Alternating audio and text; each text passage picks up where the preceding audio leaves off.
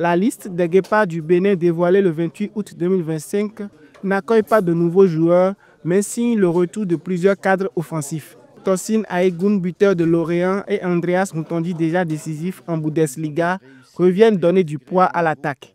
Rodrigue Corsi, désormais installé au Maroc, ainsi que Cédric Mutondi et Rachid Moumini complètent la liste des revenants. Au total, 25 joueurs convoqués dont 13 ont changé de club cet été. Un chiffre qui illustre le dynamisme de l'effectif, mais qui pose aussi quelques défis administratifs. Le fait aussi que nous ayons nos deux attaquants ailiers, on va dire, va nous permettre d'avoir un impact offensif un peu plus profond, je pense, avec de la vitesse, avec de la technique. Rohr n'a pas éludé le sujet qui fâche.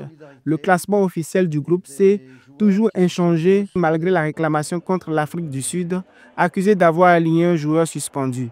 À ses yeux, l'Afrique du Sud ne devrait pas totaliser 13 points, mais 10. 2 matchs décisifs, comme vous le savez, vous regardez le classement. Malheureusement, la CAF n'a toujours pas rectifié le résultat de l'Afrique du Sud contre le Lesotho. C'est scandaleux, c'est pas normal de faire durer les choses comme ça. Je l'ai exprimé d'ailleurs dans plusieurs prises de position. Ce match-là doit être perdu pour l'Afrique du Sud qui a fait jouer un joueur suspendu. Pourquoi on attend? On ne sait pas. Mais ces 3 points qu'ils avaient gagnés sur le terrain, ils devraient les perdre sur le tapis vert. Parce que ce joueur-là n'était pas qualifié. Donc on a vécu ça une fois avec le Nigeria en Algérie, où on nous a enlevé 3 points pour la même raison. Donc il n'y a pas de changement de loi depuis. En attendant que la situation se décante, les Guépards vont poursuivre leur campagne loin de leur terre. Le 5 septembre 2025, ils affrontent le Zimbabwe au stade olympique Alassane Ouattara d'Ebimpe en Côte d'Ivoire. Le 9 septembre 2025, ce sera le Lesotho au stade Félix Houphouët-Boigny.